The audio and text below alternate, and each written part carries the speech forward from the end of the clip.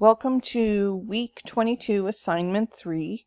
As we discussed before, we will be doing vocabulary this week. We are going to be working on some of the basic skills and vocabulary for PowerPoint.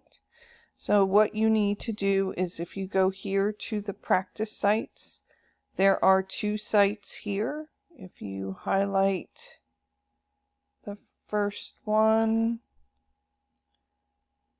right click, you can say go to. You have this, and here is your list of terms. So there are all of your words. If you want to play it that way, if you want matching or flashcards, you can work on it that way also. And then if not, there is another one. This one is Battleship. If you right click, hit go to, and it will take you to Battleship. You can position your ships and start your game and go from there.